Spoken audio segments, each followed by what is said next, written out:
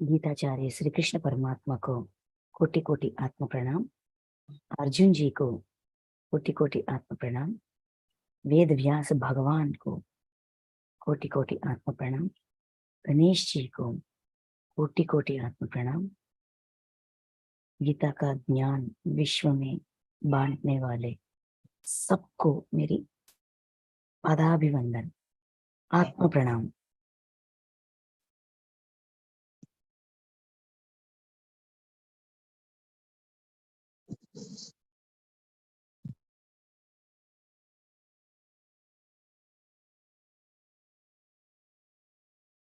Okay masters, आज हम स्वधर्म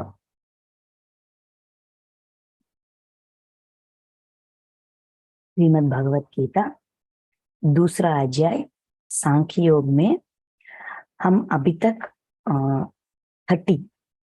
30 श्लोकों तक हमने अध्ययन किया था। आज हम 31 से 39 ये 9 श्लोकों में जो ज्ञान दिया गया था, हमें समझाया गया था, उसके बारे में आज हम अध्ययन करेंगे।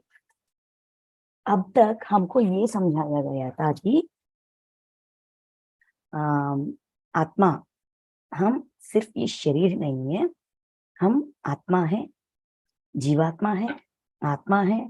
और जीवात्मा का लक्षण गुण, उनका शक्ति, आत्मा का लक्षण गुण और उनका शक्ति, इन सब के बारे में हमको समझाकर, इसीलिए विषाद होने की आवश्यकता नहीं है, शोक होने की आवश्यकता नहीं है, क्योंकि ये जो शरीर तुम देख रहे हो, ये जो व्यक्ति के बारे में सोच रही हो, ये सारे कल भी थे, आज भी हैं और परसों भी होंगे। ये राजा महाराजा, तू, मैं, हम सब सारे समय में, सारे काल में हम प्रस्तुत हैं। कैसे? आत्मा के रूप में, जीवात्मा के रूप में हमेशा रहते हैं, आते हैं, जाते हैं। और जीवात्मा जब ये शरीर त्यागती है, खुशी खुशी त्यागती है। जैसा कि हम वस्त्र बदलते हैं, उतनी ही आसानी से, दर्द से, भारीपन से नहीं, आसानी से पुराना शरीर छोड़ देती है और नया शरीर अपना लेती है। कहीं पे भी मृत्यु, कहीं पे भी कोई लेवल पे भी बाधा बाधा नहीं देती, आसानी से ते हो जाती है। जीवात्मा के लेवल पे देखो, आत्मा के लेवल पे देखो, जैसा भी देखो, जैसा भी समझना चाहता हो, वे जैसा भी समझो, ये आसान है। ये सहज स्वभाव से होने वाली एक प्रक्रिया है, हमेशा सहज स्वभाव से होती है। नेचुरली ये प्रोसेस चलती रहती है, चलती रहती है, चलती ही रहती है। इसीलिए तुम्हें इतना शोक होने की, इतना विषाद होने की कोई आवश्यकता नहीं, क्योंकि आत्मा हमेशा जीवित है। आत्मा का मृत्यु कोई नहीं कर सकता, जीवात्मा का मृत्यु कोई नहीं कर सकता। व्यक्ति ही नहीं, मनुष्य ही नहीं, पंचभूत भी नहीं कर सकते। आग जला नहीं सकती, जल डुबा नहीं सकती, और हवा, वायु उसे सूषित नहीं कर सकती, खड्ग उसे काट नहीं सकती। ऐसा कोई इसका कुछ भी नहीं बिगाड़ सकते, जो इसे कोई मार नहीं सकते। और ये मरती भी नहीं है, मारने वाला भी नहीं है, मरने वाला भी नहीं है। आत्मा को मारने वाला नहीं है, आत्मा मरती नहीं है। तो क्यों तुम्हारे अंदर इतना डर है? समझो बात की सच्चाई को, आत्मा की सच्चाई को, व्यक्ति मनुष्य की सच्चाई को समझने की प्रयास करो, तब तुम्हारा दुख, विषाद थोड़ा कम हो जाती है।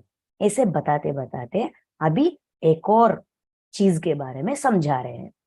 क्या है कि स्वधर्म, स्वधर्म के रूप से देखा जाए, स्वधर्म के एंगल से देखा जाए भी युद्ध करना ही उचित है, ऐसा समझा रहे हैं।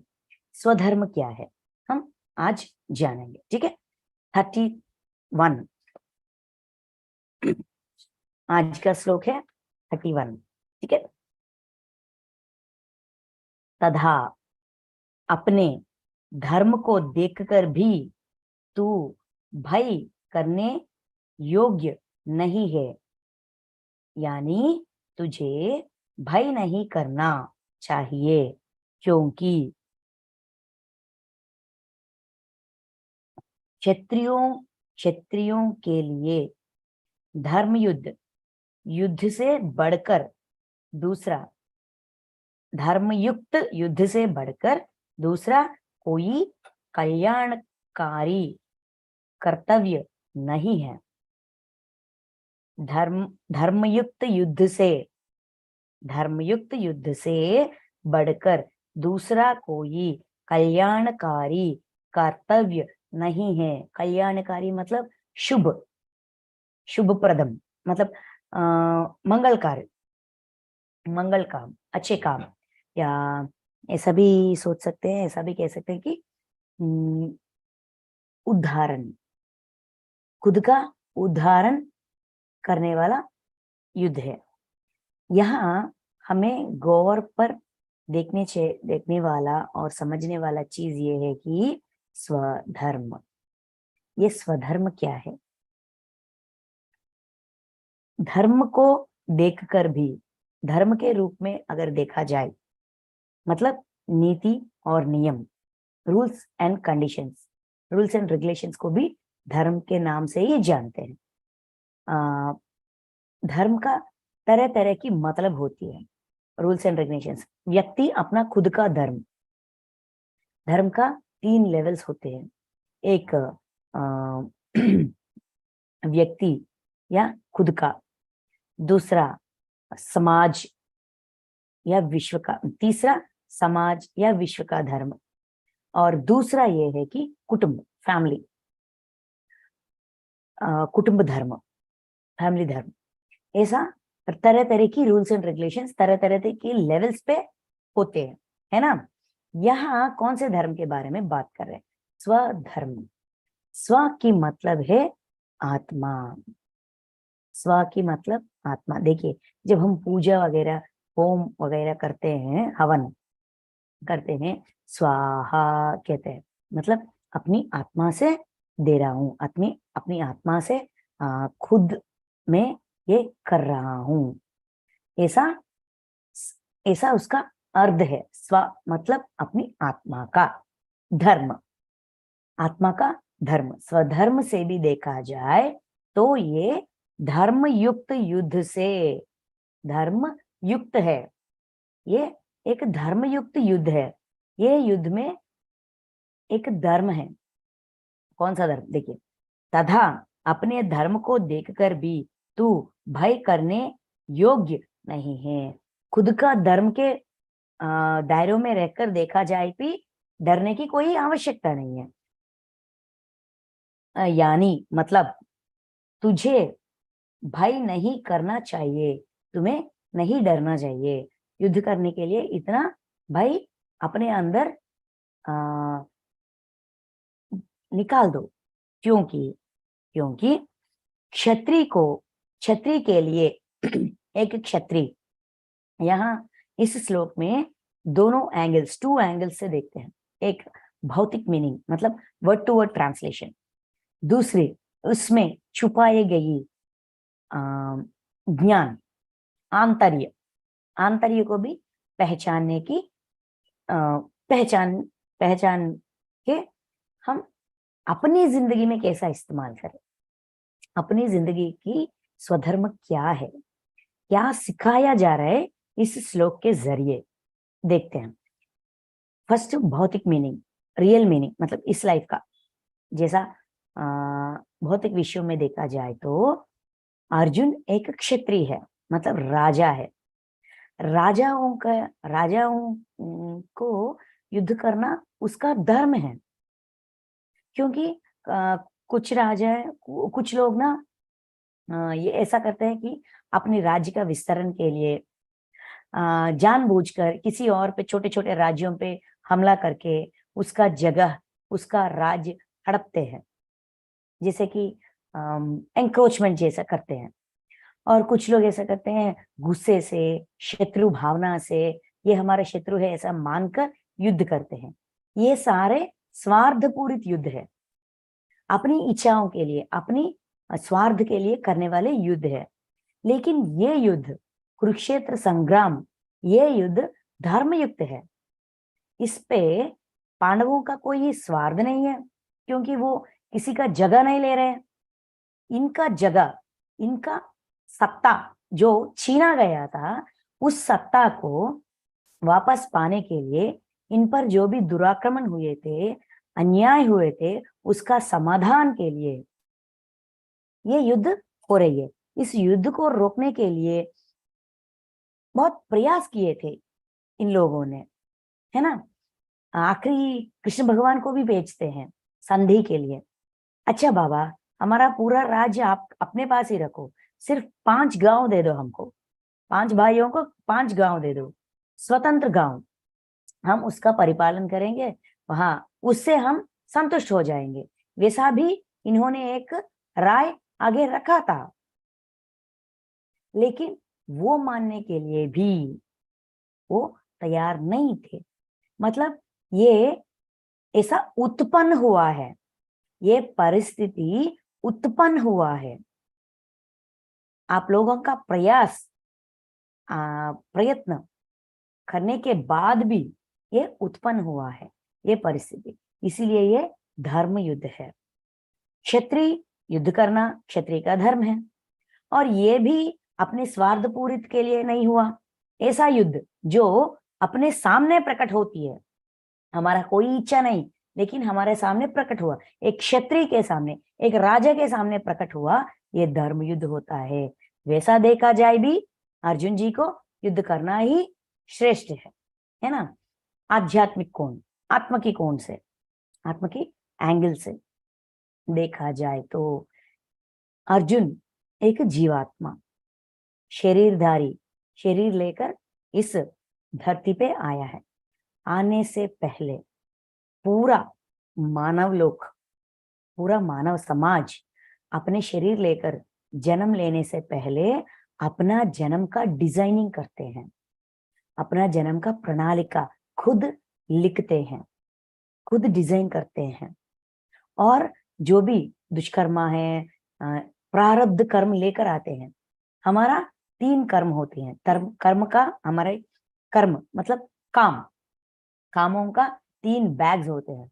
वो क्या है कि संचित कर्म, इतने जन्मों से किया गया सारे कर्मों का पूरा बड़ा सा अकाउंट है, मेन अकाउंट। संचित कर्म, संची मतलब बैग, है ना। संचित कर्म होती है, वो बड़ा बैग है, पूरा होमवर्क, पूरा सारे जन्मों का जो भी हमारा कर्म है, वो बुरा हो सकता है, अच्छा हो सकता है, सच्चा हो सकता है, जो भी हो, सब मिलकर संचित कर्म। जब हम जन्म लेकर आते हैं धरती पे, जन्म लेकर आने से पहले उस संची से, उस बैग से, संचित कर्मों से थोड़ा वजन, थोड़ा मतलब एक फॉर एग्जाम्पल वहां 100 केजीज, 100 केजीज हमारा संचित कर्म का बैगेज का वेट है। तो हम 1 केजी, आधा, 1.5, 2 केजी ऐसा हम लेकर आते हैं। उस कर्म को, उस कर्म के जरिए जो ये 2 केजेस सब कुछ मिलकर होता है, अच्छा बुरा सब कुछ मिलकर, सबका मिलावट, सिर्फ बुराई नहीं, सिर्फ दुष्कर्म ही नहीं, पुण्यकर्म और दुष्कर्म दोनों का मिलावट होती है, दोनों मिलकर लेकर आते हैं। क्योंकि हमारी जिंदगी में हमें खुशियां भी है, सुविधा भी है, अच्छे फैमिली है, रहने के लिए घर है, पढ़ने के लिए पढ़ाई किया गया है, हमारे माता पिता ने हमको पढ़ाया है, हमारा खुद का ज्ञान बड़ा करने की एक मार्ग दिया गया है। ये सब खुशी नहीं है, ये कैसा मिला? पुण्य कर्म का फल है। बीच बीच में आने वाले दुख, दर्द, मानसिक दुख, ये सब कुछ दुष्कर्म का फल है। ये दुष्कर्म थोड़ा लेके आते हैं और पुण्य कर्म ज्यादा लेके आते हैं, तभी हम जी पाते हैं। ऐसा कुछ लोगों का डिजाइन ऐसा होता है, कुछ लोगों का डिजाइन दुष्कर्म का बैगेज भारी और पुण्य कर्म का बैगेज हल्का, ऐसा लेके आते हैं। ये जो भी हम लेकर आते हैं, हमारे संचित से लेकर जन्म लेने के समय हम अपने डिजाइनिंग में ऐड करते हैं। इस कर्म को प्रारब्ध कर्म कहते हैं। प्रारब्ध, अपना प्रारब्ध जो इस जन्म में हमें भुगतना है, हमें इस्तेमाल करके उसके जरिए ज्ञान प्राप्त करना है। कर्म के जरिए ज्ञान प्राप्त करना हमारा प्रारब्ध कर्म है। इसीलिए हमेशा पहले 40 दिन 41 डेज कर्म ध्यान कीजिए कहने की मतलब, कहने के पीछे ये मतलब है अपना प्रारब्ध क्या है, कौन से अपने डिजाइनिंग में कौन से दुष्कर्म हम लेकर आए हैं, जिस दुष्कर्म की जरिए हम ज्ञान प्राप्त कर सकते हैं, पहले वो देखा जाए। ये क्योंकि वो इस जन्म का होमवर्क है, इस जन्म का जो भी होमवर्क है वो हम पूरा करें तो जो नए सीखने के लिए जा सकते हैं, सीख सकते हैं। जो होमवर्क है पहले वो कंप्लीट करना है, उसके बाद ना नए वाला जो पीछे रह गए, जो आगे आने वाले हैं, ये सब कुछ। इसीलिए पहले 40 दिन कर्म ध्यान करने के लिए बोलते हैं, उसके बाद ज्ञान ध्यान करो, ऐसा समझाते हैं। क्योंकि अपना प्रारब्ध क्या है, प्रारब्ध कर्म के जरिए, प्रारब्ध कर्म में हमने क्या क्या लेकर आए हैं इस जन्म में, समझ सके, सोच सके और उसके उस कर्म को ज्ञान के रूप में बदलें, उसको परिवर्तन करें, कर्म को ज्ञान के रूप में परिवर्तन करें। इसीलिए कर्म ध्यान करने के लिए बोलते हैं, है ना। इसका मतलब इस जीवात्मा का इस जन्म का धर्म क्या है, अपने डिजाइन का उल्लंघन ना करे, जो अपने प्रणालिका में है उस प्रणालिका को अच्छी तरह इंप्लीमेंट करे, आचरण में रखे, उसके जरिए जो ज्ञान हमें प्राप्त करने के लिए हम सिद्ध थे वो ज्ञान प्राप्त करें। वो क्षत्रिय है। देखिए हमको अच्छी तरह पता है सारे आत्मा कारण लोकों में नहीं आते, जन्म लेकर शरीर लेकर नहीं आते, कुछ धैर्यशाली आत्मा ही आते हैं। तुम क्षत्रिय हो, अपने आत्मा में वो धैर्य है भुगतने के लिए, शरीर लेकर वो जो भी कठिन काम समझते हैं वो कठिन काम करने के लिए तुम्हारे अंदर वो धैर्य है, क्षत्रिय का गुण है, राजस है। तुमने उस राजस से वो डिजाइन किया, वो प्रणालिका, अपनी प्रणालिका में ये युद्ध तुमने लिख कर आए हो, ये दिस इज योर डिजाइन। तुम एक क्षत्रिय आत्मा हो, धैर्यशाली आत्मा हो, जिसके अंदर ये धैर्य होता है, वही कारण लोकों में आते हैं जन्म लेकर, वरना वहीं पे आत्मा की तल में ही रहते हैं और देखते हैं कहाँ पे क्या हो रहा है, देखकर वो महसूस करने की, सीखने की प्रयास करते हैं। सारे आत्मा नीचे नहीं आते, जो नीचे आया वो बहुत धैर्यशाली है, जिसके जिंदगी में बहुत सारे कठिनाइयां हैं वो और भी धैर्यशाली है, और भी ज्यादा धैर्यशाली है, ना कि वो पापी है। हम सब के अकाउंट में देखा जाए पाप और पुण्य दोनों होते हैं, कम पापी ज्यादा पापी नहीं होते, कम प्रारब्ध कर्म ज्यादा प्रारब्ध कर्म लेकर आने वाले होते हैं। वो कुछ लोग बहुत सारे दर्द या दुविधा में होते हैं क्योंकि उन्होंने ज्यादा वेटेज लेकर आए, ज्यादा प्रारब्ध कर्म का उसका वजन ज्यादा है। 2 केजीज कितने जन्म में लेना पड़ेगा, नहीं इस जन्म में मैं 10 केजी लेकर जाऊंगा, 5 जन्मों का बैगेज अभी लेकर जाऊंगा, सीखूंगा, मुझे वो क्षमता है, इस जन्म में मुझे ज्यादा दे दीजिए, मैं लेकर जाऊंगा। मास्टर्स हमारा हेल्प करते हैं, सहायता करते हैं अपनी डिजाइनिंग में, लाइफ का डिजाइनिंग में अपना मास्टर्स हमारा सहायता जरूर करते हैं, लेकिन फाइनल डिसीजन अपना होता है। इसीलिए अपना स्वधर्म, आत्मा का धर्म, अपनी प्रणालिका से तुम प्रणालिका को छोड़कर, छूटकर तुम बाहर जा रही हो, अपना डिजाइन को मिसयूज कर रही हो। वो डिजाइनिंग में जो भी सीखने के लिए तुम यहाँ आए हो, वो डिजाइन को ब्रेक कर रहे हो। ऐसा ब्रेक करने से सीख अधूरा रह जाती है। अधूरा छोड़ना क्षत्रिय का काम नहीं है, क्षत्रिय का धर्म नहीं है, ये तुम्हारा स्वधर्म नहीं है। स्वधर्म के रूप से देखा जाए तब भी युद्ध करना ही उचित है। इस स्थिति को समझो, ये अपना खुद का बनाया हुआ स्थिति है। मतलब इसका वास्तविकता का ये सृष्टिकर्ता है। वहां खड़े हुए सारे लाखों लाखों व्यक्तियों का, सैनिकों का खुद का अलग अलग डिजाइन है। ये सारे डिजाइन को इकट्ठा करके एक परिस्थिति उत्पन्न हुई है। उनको चांस दिया गया है क्योंकि इन्होंने मांगा है, चांस मांगा है इसीलिए मिला है। समझो, ये खुद का बनाया हुआ प्रणालिका, प्लानिंग का हिस्सा है। इसलिए अपना धर्म निभाओ, स्वधर्म निभाओ। लिए धर्मयुक्त युद्ध से बढ़कर दूसरा कोई कल्याणकारी, खुद का कल्याण, खुद का कल्याण, खुद का डिजाइन को एक्सेप्ट करने से ही हो जाती है। क्योंकि अपना उदाहरण कैसा होगा हमने प्लान किया था, इसीलिए ऐसा घटना ये हमारे जिंदगी में आ रही है। Each and every situation is a learning, क्योंकि हमने खुद ऐसा अपना संकल्प लिया था। इस जन्म में मैं धर्म में रहूंगा, मैं हिंसा नहीं करूंगा। अपना जो भी मैंने रूल्स एंड रेगुलेशंस खुद के लिए लिखा है उस पर मैं अड़े रहूंगा। ऐसा हमारा वाग्दान था। वही वाग्दान पे अड़े रहने के लिए हमें सिद्ध होना चाहिए। वो समझाने की प्रयास कर रहे हैं कृष्ण भगवान अर्जुन जी को। ठीक है, अभी 32।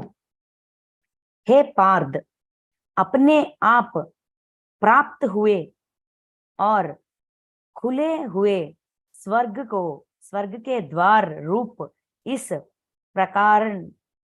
प्रकार के युद्ध को भाग्यवान क्षत्रिय के लिए क्षत्रिय लोग ही पाते हैं।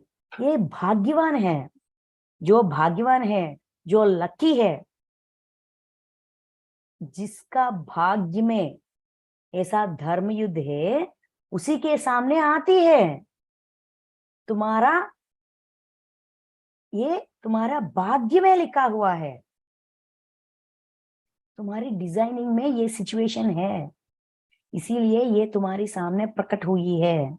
देखिए, अपने आप प्रकट प्राप्त हुए और खुले हुए स्वर्ग को, स्वर्ग के द्वार रूप, ये जैसा एक युद्ध करना, जो सिचुएशन, जो परिस्थिति हमारे सामने हमारे सोच के बिना, हमारे इच्छा के बिना, या हमने कभी भी नहीं सोचा कि ऐसा हो, लेकिन वो अपने आप प्रकट हुई। ये जो अपने आप प्रकट होती है, अपने आप सिद्ध हो जाती है, हमारे सामने आती है, ऐसा सिचुएशन स्वर्ग के द्वार जैसा है। इस सिचुएशन को अपनाकर इसे जैसा लिपटना है वैसा लिपटने से स्वर्ग का द्वार खुलते हैं। यही सही है, समझने की प्रयास करो।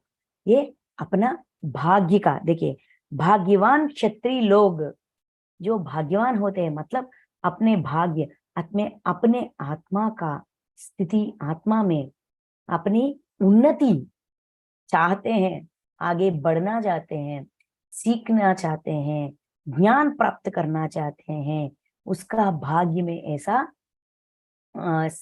ऐसा परिस्थिति, ऐसा भाग्यवान को ही मिलती है, ऐसा समझा रहे हैं। और इस युद्ध को उस नजरिया से देखो।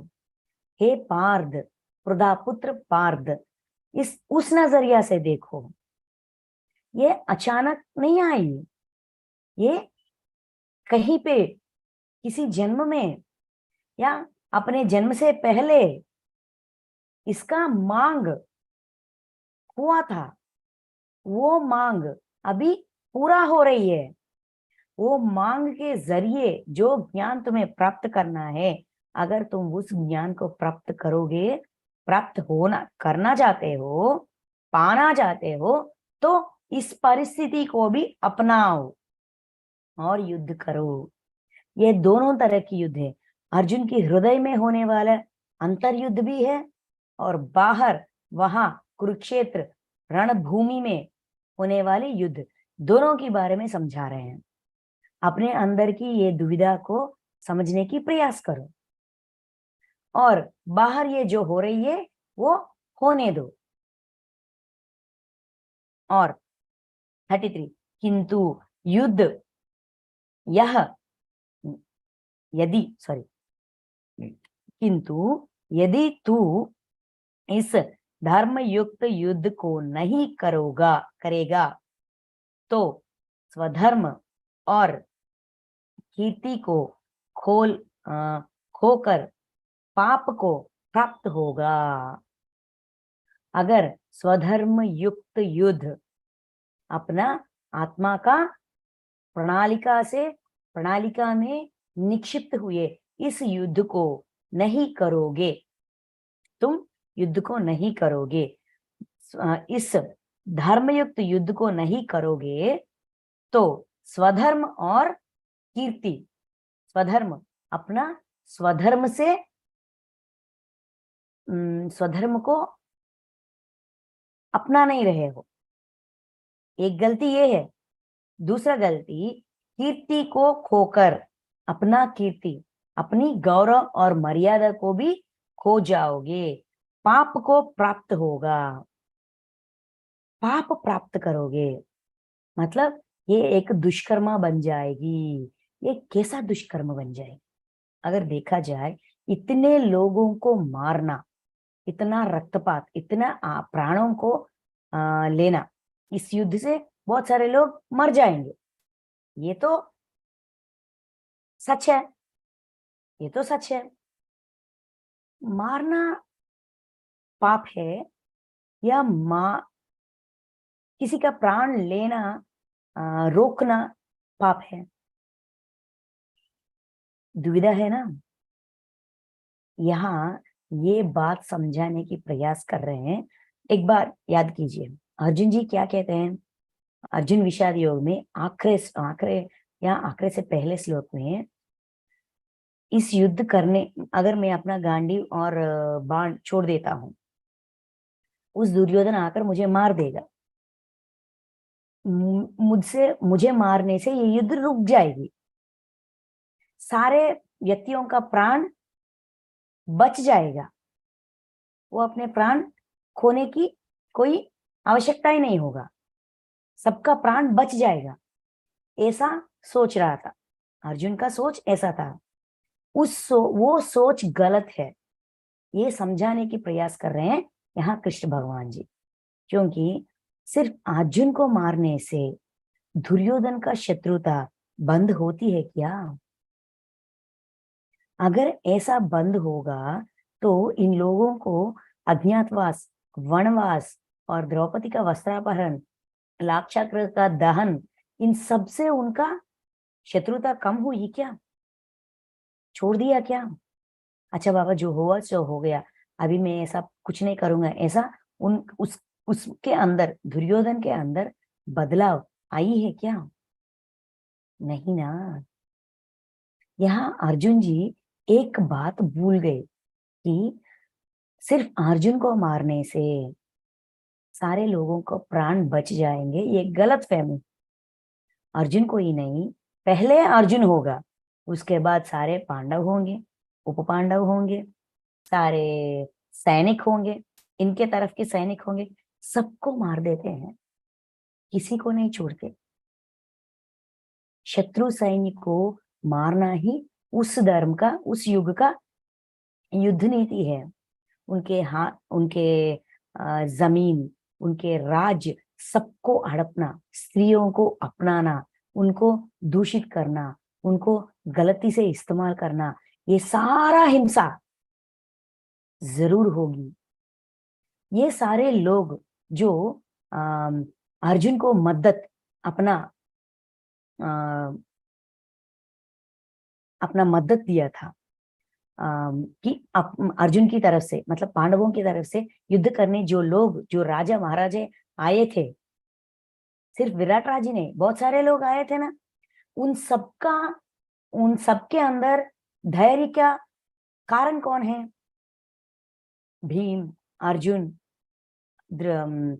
धर्मराज, युधिष्ठिर, इन सबके शक्ति पे आधार होकर ये लोग हमको बचाएंगे। इनके शक्ति पे आधार होकर वो लोग आए थे, मतलब उन लोगों का रिस्पॉन्सिबिलिटी तुम पर है। अपने शरीर को त्यागने के लिए भी, छोड़ने के लिए भी हमारा हम ऐसा कर नहीं सकते। हत्या या आत्महत्या दोनों नहीं करने का हमारा कोई राइट नहीं है, हक नहीं बनती। जो लोग तुम पर आधारित होकर, तुम्हारी शक्ति, तुम्हारी समर्थता पर आधार होकर यहाँ खड़े हुए हैं, उनका प्राण को ऐसा दुविधा में रखने के लिए तुम्हारा कोई अधिकार नहीं है। वो पाप बन जाती है, वो दुष्कर्म बन जाती है। क्योंकि अगर तुम्हारी मृत्यु हो गई, दुर्योधन तुमको मारेगा तो उन सबको भी मार देगा। तुमसे, तुम अपने, मतलब अर्जुन जी अपने प्राण त्यागने के लिए सिद्ध हैं, लेकिन अपने प्राण के पीछे, इसका अर्जुन जी की समर्थता के आधार यहाँ बहुत सारे लोग हैं। उनको प्राण को हानि पहुंचाने की और उसके प्राण को शत्रु को सौंपने का कोई हक नहीं बनता। तुमको कोई हक नहीं बनता, ये पाप हो जाएगी। तुम पिछले जन्मों का दुष्कर्म को ज्ञान के रूप में बदलने के लिए आए हो, इसीलिए ये परिस्थिति उत्पन्न हुई है। वो होमवर्क छोड़कर अभी नए कर्म, आगामी कर्म में करने के लिए सिद्ध हो रहे हो, नया अकाउंट खोल रहे हो। गौर से देखो, समझो, परिस्थिति को समझो। अपनी आत्मा का प्रणाली का डिजाइन ऐसा है कि पिछले जन्मों का दुष्कर्म, मतलब प्रारब्ध कर्म को जीरो करने के लिए लाए गए हैं। प्रारब्ध कर्मों को ना ही जीरो कर रहे हैं, अभी आगामी कर्म, नए दुष्कर्म करने के लिए सिद्ध हो रहे हो। ये सच्चाई है, ये असली कर्म सिद्धांत का सच्चाई है। गौर से देखो, तुम पाप कर रहे हो युद्ध ना करने से। और 34, तथा सब लोग तेरी बहुत काल तक रहने वाली अपकीर्ति का भी कथन करेंगे, और माननीय पुरुष के लिए अपकीर्ति मरण से भी बढ़कर है। बहुत समय तक ये बात ऐसा ही फैला ही रहता है कि अर्जुन ने गलत काम किया। देखिए फॉर एग्जाम्पल, अपने जिंदगी में अब हम पर आधारित लोग हैं, माँ या पिता या घर का बड़ा, मर्द मर्द हो स्त्री हो, अब हम पर आधारित हमारे बच्चे, हमारी धर्म पर हम पर विश्वास होती है हमारे बच्चों को। जो भी हो जाए, मेरे माता पिता हम मेरा देखरेख करेंगे, मुझे मेरा रक्षण करेंगे, ऐसा उनका विश्वास है हम पर। वैसा ही यहाँ अर्जुन के शक्ति समर्थता पर विश्वास करके ये सारे लोग आए हैं यहाँ पे। अगर हम उसके विश्वास पर खड़े नहीं रहे, अपना स्वार्थ देखकर, अपनी इच्छा को आगे रखकर, अपने स्वार्थ के लिए उनके जिंदगी को छोड़कर, उनके जिंदगी को छोड़कर, एक मिनट,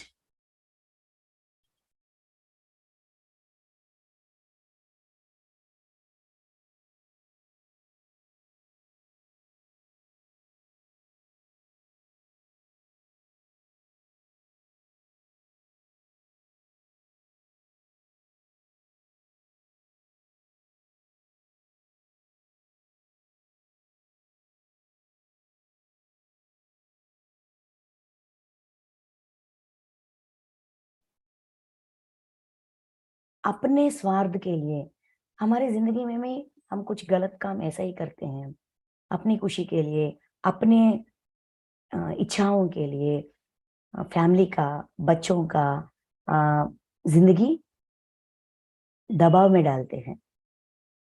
अपनी इच्छा को आगे रखकर उनको दुविधा में डाल देते हैं, उनके विश्वास को तोड़ देते हैं। उसके वजह से हम, मेरा इच्छा, मेरी जिंदगी, मुझे ऐसा चाहिए, यस चाहिए, लेकिन किसी को बाधा ना दे, उनके विश्वास को ना टूटने दे, उनके विश्वास को ऐसे रखते हुए भी उसका देखभाल, सब कुछ हमारा रिस्पॉन्सिबिलिटीज, जिम्मेदारियों को निभाते हुए अपने इच्छाओं को पूरा करना है। जिम्मेदारियों को छोड़कर सिर्फ अपनी इच्छा, अपने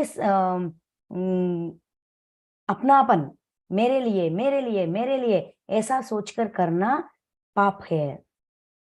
उसके वजह से हमारे बच्चे या जो जिम्मेदारी हमने छोड़ दिया, उसके वजह से पीड़ित वाले लोग हमको कोसते हैं। इन्होंने ऐसा मध्य में, बीच में छोड़ दिया, उसके वजह से हमारा पढ़ाई छूट गई, हमारे जिंदगी में बाधा आई। ऐसा कितने लोग नहीं करते हैं? कितने औरत अपने बच्चों को, पति को छोड़कर नहीं चले जाते? कितने पतियां फैमिली को, अपने बच्चे और पत्नी को देखने वाला अपने स्वार्थ देखकर उनको बीच रास्ते में छोड़कर कितने लोग नहीं चले जाते? वो कोई अच्छा काम नहीं कर रहे हैं और पाप इकट्ठा कर रहे हैं, नए नए दुष्कर्म कर रहे हैं। जिम्मेदारियों को छोड़ना मतलब अपनी आत्मा का डिजाइन, अपने खुद का डिजाइन का तोड़ फोड़ करना, अधूरा छोड़ देना। ये अधूरा जो छूट गई वो वापस सूद समेत जरूर निभाना पड़ेगा, तब बहुत भारी पड़ जाएगी। इसीलिए जो हमारा प्रणालिका है, उस प्रणालिका को निभाना ही पड़ेगा। हमारी जिंदगी में जो भी लोग आते हैं वो हमारी जिम्मेदारी है, क्योंकि किसी के लिए हम काम कर रहे हैं मतलब हमने उनके साथ काम करवाया है। अगर हमारा पिछले का जन्म का कर्म को नहीं भी देखा, तब भी ये बात तो सिद्ध है कि कोई स्थिति हमारी जिंदगी में आई तो ये मेरा डिजाइन है, प्रणालिका है, आत्मा का डिजाइन है। जब मैं आत्मा के तल में था तब मैंने ये डिजाइन किया है। आई प्लान्ड फॉर दिस। ये जो मेरी जिंदगी है इसका पूरा प्लानिंग हो गया था। प्लानिंग होने के बाद उस प्लान को इम्प्लीमेंट करने के लिए मैंने शरीर लेकर आई। इम्प्लीमेंटेशन हो रही है, नया प्लानिंग नहीं है ये सिर्फ आचरण हो रही है। अगर हम इसे समझेंगे, इस सच्चाई को जो असली का सच है, इस सच्चाई को जब हम समझेंगे, कभी भी अपने जिम्मेदारियों से पीछा छोड़ नहीं पीछा छोड़ेंगे, बीच में छोड़कर नहीं चले जाएंगे। ये समझा रहे हैं हमको। स्व धर्म का मतलब ये है, खुद का धर्म है, खुद का बनाया हुआ धर्म है, बनाया हुआ जिंदगी है। किसी ने हमारे लिए कुछ नहीं बनाया, हमने खुद बनाया है। अगर इससे तुम भागोगे तो अनंत काल तक, बहुत समय तक अर्जुन अपने धर्म को निभाने से, अपने जिम्मेदारियों को छोड़कर चला गया। उसके वजह से हमारी जिंदगी नरक बन गई, हमारे मृत्यु हो गया। हमारी इन लोगों की मृत्यु की वजह से अपने जो फैमिली मेंबर्स है वो भी रोएंगे। मतलब युद्ध करने से जो भी परिस्थिति उत्पन्न होगा, ऐसा सोच रहा था अर्जुन जी, वो युद्ध छोड़ने से भी होता है। वहां जिम्मेदारी से भाग गए, यहां जिम्मेदारी निभाया।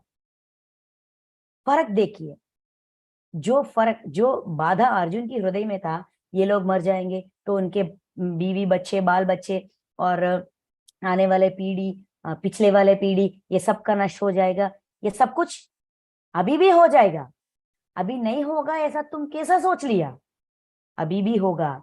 तुम्हारे समर्थता, अर्जुन के समर्थता पे आधारित विश्वास रख के ये लोग आए हैं। इनका जिम्मेदारी तुम पर है। सिर्फ खुद के लिए नहीं सोचना, इन सब के बारे में सोचना भी तुम्हारा जिम्मेदारी है। ये कैसा भूल गया, ऐसा समझा रहे हैं अर्जुन जी। कृष्ण कृष्ण भगवान अर्जुन जी को कृष्ण भगवान इस सच्चाई का पर्दाफाश कर रहे हैं। अपने जिम्मेदारी इनको बीच में नहीं छोड़ना चाहिए। वो स्वधर्म नहीं होता, स्वधर्म को बीच में छोड़ना जैसा होता है। ये समझाया जा रहा है इस 34th श्लोक में। पुरुष देखिए, तथा सब लोग तेरी बहुत काल तक, सारा विश्व ऐसा ही कहेगा, सारे लोग ऐसा ही कहेंगे। इन पर आधारित होकर हमने युद्ध पर, इनके शक्ति पे विश्वास करके हमने युद्ध पर आए थे, और ये हमको बीच रास्ते में छोड़कर बीच रास्ते पे छोड़कर चला गया। इसके वजह से हमारी जिंदगी बर्बाद हो गई। ऐसा पूरा समाज बहुत समय तक ऐसा बात करते रहते हैं। खुद अपनी आत्मा हम अपने करतूत को देखिए बीच रास्ते में छोड़ गई, जिंदगी हो गया, ये जन्म हो गई। जन्म पूरा होने के बाद हम आत्मातल में फिर वापस चले जाते हैं, तब वहां हमारा पूरा पिक्चर दिखाते हैं। आत्मायन इस बुक में लिखा गया है, और वहां जाकर हमको दिखाते तुमने ऐसा डिजाइन किया और ऐसा जिंदगी जिया, या प्लान करके गया है और क्या करके आया है, देखो ऐसा दिखाते हैं। तब हम खुद अपने आप को क्षमा नहीं कर पाएंगे, बहुत रोएंगे। हम खुद रोएंगे अपने निर्णय की वजह से। इस जिंदगी के बाद जब हम वापस आत्मा के तल में चले जाएंगे, उस डायमेंशन में जाएंगे, तब हमको दिखाते हैं पूरा फिल्म दिखाते हैं, पूरा जिंदगी दिखाते हैं। तब हम फिर रोते हैं, क्यों किया मैंने ऐसा, कैसा गलत काम किया, क्यों ऐसा छोड़ दिया। ऐसा तुम भी अपने आप को क्षमा नहीं कर पाओगे अर्जुन, समझो। ऐसा प्यार से समझा रहे हैं। फिर 35 देखिए, और जिनकी जिनकी दृष्टि में तू पहले बहुत सम्मानित होकर अब लघुता को प्राप्त होगा, वे महारथी लोग तुझे भय के कारण युद्ध से हटा हुआ मानेंगे। ये सारे श्लोक रियल लाइफ सिचुएशन में भी सिंक होते हैं। आत्मा की सिचुएशन मतलब आध्यात्मिक जीवन, आध्यात्मिक कोण में भी उपलब्ध है, समझ सकते हैं, और भौतिक कोण में भी। रियल लाइफ सिचुएशन में अगर ऐसा छोड़कर चलेगा, ये हमने सोचा अर्जुन इतना शक्तिशाली है, पाशुपतास्त्र लेकर आया है, वो विश्वश्रेष्ठ धनुर्धारी है, ऐसा तुमको एक गौरव मर्यादा है इस समाज में। लेकिन अगर तुम ऐसा काम करोगे तो सारा समाज ऐसा ही कहेगा, युद्ध से भाग गया। ऐसा नहीं सोचेंगे कि सारे प्राण के लिए, सबके प्राण के बारे में सोचकर, इस जनरेशन्स के बारे में सोचकर उन्होंने गांडी छोड़ दिया, ऐसा कोई नहीं समझेगा। सिर्फ ऐसा ही समझेगा, युद्ध छोड़कर चला गया, भाग गया। तुम पर अर्जुन ऐसा नाम पर जितना गौरव और मर्यादा था, सम्मान था, वो सब कुछ कैसा बदल जाएगा, लघुता को, मतलब ये पिरिकिता, मतलब भय होकर छोड़कर चला गया, ऐसा कहेंगे। वे महारथी, सारे योद्धाएं, सब कुछ, जो लोग ऐसा मानते हैं कि अर्जुन बहुत शक्तिशाली है, विश्व श्रेष्ठ धनुर्धारी है, महादेव को प्रसन्न करके पाशुपतास्त्र, उस पाशुपतास्त्र के शक्ति को पर विश्वास होकर कुछ लोग आए हैं अपने पार्टी में, अपने भाग में, वो सारे लोग ऐसा ही सोचेंगे, ये महारथी नहीं है, ये योद्धा भी नहीं है, ये शक्तिशाली नहीं है, ये सर्वश्रेष्ठ धनुधारी नहीं है। ऐसा तुम पर निंदा आरोप लगेगी, तुम्हारी चरित्र पर दाग लगेगा। और खुद हम भी इस जन्म को पूरा करने के बाद, शरीर छोड़ने के बाद, हम भी अपने आप को क्षमा नहीं कर पाएंगे। दोनों एंगल से देखा जाए तो दोनों एंगल्स में ये गलत काम है। जो स्थिति अपने आप हमारे सामने प्रकट हुई है, वो हम सोचते हैं मैंने ऐसा मांगा ही नहीं, मैंने ऐसा सोचा ही नहीं, मैंने ऐसा मेरा इच्छा भी नहीं था, लेकिन ये आ गई। मतलब ये कुछ नया सिखाने के लिए आई है। ऐसा अच्छी तरह अपने जहन में बिठा दीजिए। ठीक है, नेक्स्ट, तेरे वेरी लोग तेरे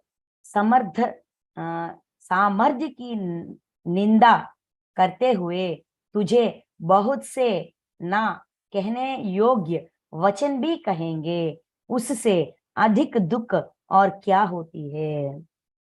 तेरे सामर्थ्यता को देखिए, वेरी लोग, बहुत सारे लोग, वही लोग जो तुम्हारी समर्थता को कीर्ति करते थे, तुम्हें बहुत गौरव देते थे, वो लोग निंदा करते हुए तुझे बहुत से समर्थता की निंदा। ये समर्थता, उसके अंदर कोई समर्थता नहीं है, वो डर कर चला गया है। उस तुम्हारी समर्थता पर, तुम्हारी शक्ति पर, समर्थता पर निंदा करते हुए तुझे बहुत से ना कहने योग्य, बहुत बहुत उच्च नीच बातें करते हैं। जो बात नहीं कहने वाले बातों को भी कहते हैं। देखिए, ना कहने योग्य वचन, ऐसा वचन एक योद्धा को कोई नहीं कहते, वैसा वचन भी कहेंगे, तुम्हारे बारे में भी कहेंगे, उससे अधिक दुख।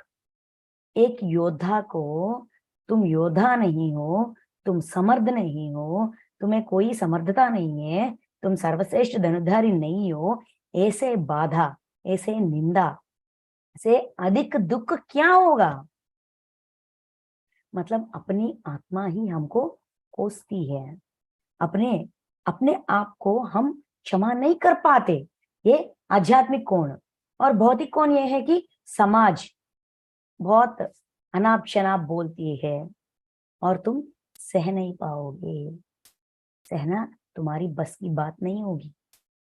इससे ज्यादा दुख एक योद्धा को क्या होगी। देखिए कितना प्यार से, कितनी एंगल से, कितनी अच्छे तरीके से समझा रहे हैं। क्योंकि अर्जुन कह रहा है, मैं सिर्फ मेरा युद्ध करने से इतना भारी नष्ट हो जाएगा। वो भारी नष्ट युद्ध करने से नहीं, युद्ध को रोकने से, युद्ध में पार्टिसिपेट नहीं करने से होगा, ऐसा समझा रहे हैं। क्योंकि वही सच है, वही सच्चाई है। और 37, या तो तू युद्ध में या तो तू युद्ध में मरा जाकर स्वर्ग को प्राप्त होगा, अथवा संग्राम में जीतकर पृथ्वी का राज्य भोगेगा। इस कारण हे अर्जुन, तू युद्ध के लिए निश्चय करके खड़ा हो जाओ। युद्ध करने से युद्ध में मर जाएगा। एक योद्धा अगर युद्ध में मर जाए तो स्वर्ग प्राप्ति होगी। अगर तू युद्ध जीता तो पृथ्वी का राजा बन जाओगे। युद्ध करने से या तो स्वर्ग प्राप्ति या तो राज्य भोग, ये दोनों मिलेगा, या तो वो मिलेगा या तो ये मिलेगा। इस कारण है अर्जुन, इसीलिए तुम खड़े रहो, अपना युद्ध करो। यहाँ स्वर्ग प्राप्ति मतलब जो काम करने के लिए, जो जिम्मेदारी निभाने के लिए हम आए थे, वो निभाते निभाते जान भी चले जाए वो ठीक है, लेकिन जिम्मेदारियों को छोड़कर भागने से को कुछ प्राप्त नहीं होगा। होमवर्क बढ़ जाएगी, सूद समेत करना पड़ेगा। ऐसा जिम्मेदारी निभाते निभाते हमारे जो हमारे हम पर आधारित डिपेंडेंट पर्सन्स जो भी होते हैं, व्यक्ति होते हैं, हमारे फैमिली ऐसा जो भी होते हैं, उनका खुशी स्वर्ग से कम नहीं है क्या? हमारे वजह से जो चाहिए, बच्चों को किसी कॉलेज में सीट चाहिए, हमने बहुत प्रयास किया, फीस भरा, और वो हमारा बच्चा बहुत खुश है उस कॉलेज में सीट मिलने से, और बहुत अच्छी तरह पढ़ रहा है, अपनी जिंदगी में आगे बढ़ रहा है। ये स्वर्ग से कुछ कम है क्या? ये धरती पर राज करना मतलब हमारी फैमिली पर हमारी फैमिली को हम पर बहुत मर्यादा मिलती है, हमें बहुत मर्यादा देते हैं। ये धरती को प्राप्त करना नहीं है, राज्य को प्राप्त करना नहीं है। हमारा राज्य छोटा है, तो वहां हम राजा बन गए ना, तुमको गौरव मिलेगा, मर्यादा मिलेगा, तुम्हें बहुत एक राजा की तरह से, मेरे पिताजी या मेरी माताजी मेरे लिए इतना कष्ट सहकर भी जो मैंने मांगा वो हमको दिया, अपना जिम्मेदारी बाहु भी निभाया। ऐसा ही मुझे भी करना चाहिए जब मैं एक माँ बनूंगा या पिता बनूंगा, एक फैमिली का हेड मतलब पति बनूंगा या पत्नी बनूंगा। इन्होंने जैसा किया है मुझे भी वैसा ही करना चाहिए। हमारी करतूत को देखकर वो सीखेंगे। जब वो अपने जिंदगी में खुशी खुशी रहेंगे और वो हैप्पी है, अपनी हमको मर्यादा दे रहे हैं, हमको गौरव की तौर से देख रहे हैं, मर्यादा पूर्वक देख रहे हैं, तो ये एक धरती क्या कहते हैं, पृथ्वी का राजा बनने से कुछ कम है क्या? अपनी जिंदगी में ये दोनों तरह की देखना चाहिए। अर्जुन की उस स्थिति, हमारी इस स्थिति, दोनों पर अप्लाई होती है। इसीलिए युद्ध करने से या तो स्वर्ग प्राप्त, युद्ध में मर जाएगी तो, अगर जिंदा रहोगे युद्ध जीत जाओगे तो राज्य प्राप्त। दोनों बेटर है ना, यहाँ दोनों तरफ जीत है, वहां पूरा हार ही हार है, नष्ट ही नष्ट है। युद्ध ना करने से, युद्ध करने से सिर्फ अपनी डिजाइन को अपनाकर आगे चलना, बस और कुछ नहीं। जय पराजय, लाभहीन और सुख दुखों को समान समझकर उसके बाद युद्ध के लिए तैयार हो जा। इस प्रकार युद्ध करने से तू पाप को नहीं प्राप्त होगा। जय होगा पराजय होगा, अगर जय हो वो भी ठीक है, पराजय हुआ वो भी ठीक है, लाभ हुआ वो भी ठीक है, हीन हुआ वो भी ठीक है। एक समानता की भावना से, ये मेरी डिजाइन है, ये मेरी मांग है जो विश्व ने मुझे दिया था, अपनी प्रारब्ध कर्म को क्लियर करके, मतलब प्रारब्ध कर्म के जरिए ज्ञान प्राप्त करने के लिए ये मुझे दिया गया एक अवसर है। बस वही बात को अपनाकर, लाभ हो नष्ट हो, जय हो पराजय हो, जो भी हो मुझे स्वीकार है। जो भी हो, इसका रिजल्ट जो भी हो वो मुझे स्वीकार है। ऐसा भावना को अपने अंदर रखकर, मतलब अपनी अर्जुन के अंदर जो भी युद्ध हो रहा है उस युद्ध को समाधान ये है कि जो भी होगा, इसका फल जो भी होगा भुगतने के लिए मैं सिद्ध हूं। तुम मुझे डिस्टर्ब ना करना, अपने मन को समझाकर अपने अंदर की युद्ध को ठंडा करके बाहर का युद्ध करने के लिए सिद्ध हो जा। इस प्रकार युद्ध करने से तू पाप को नहीं प्राप्त होगा, तुम नए पाप नहीं करोगे, आगामी कर्मों में नहीं जुड़ जाओगे। समझिए, नए अकाउंट नहीं खोलोगे, पुराना अकाउंट बंद करोगे और नए अकाउंट में टिकेगी नहीं, आगामी कर्म नहीं करेगा, अपने आप को बचाएगा नए कर्म करने से।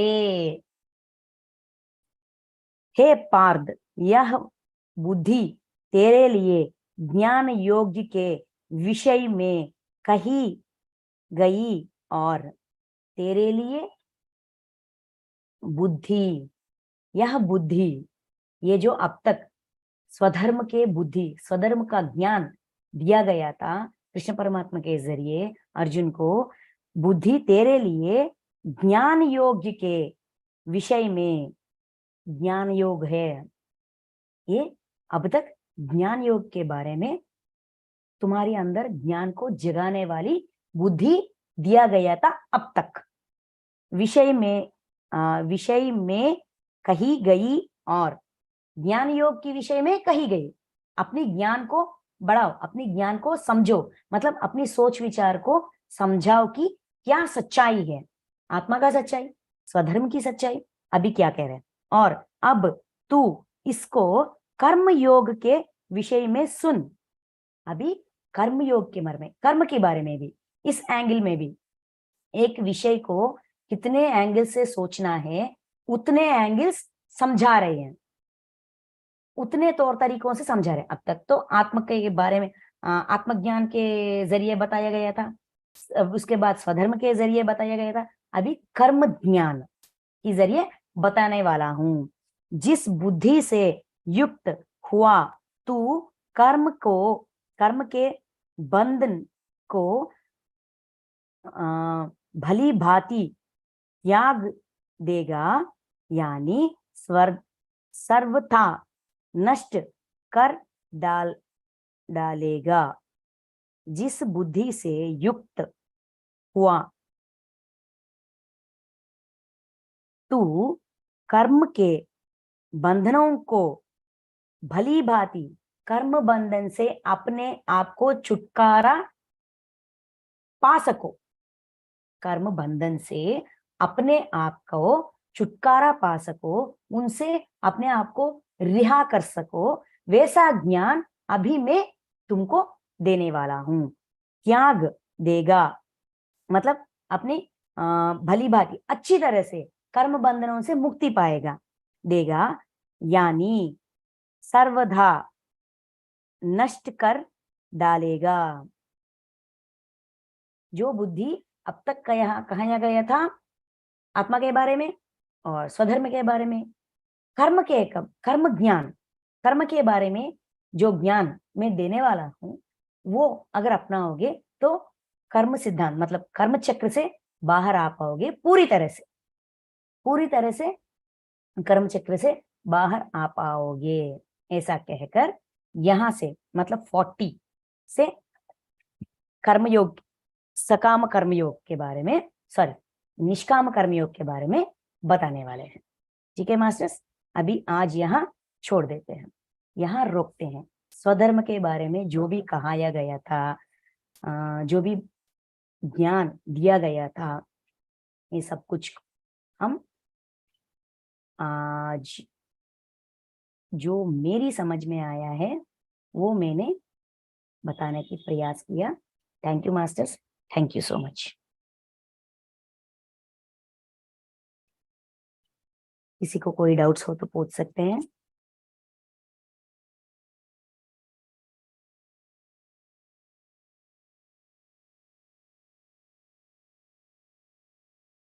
Thank you so much, Mani madam. Thank you so much. Thank you ma'am.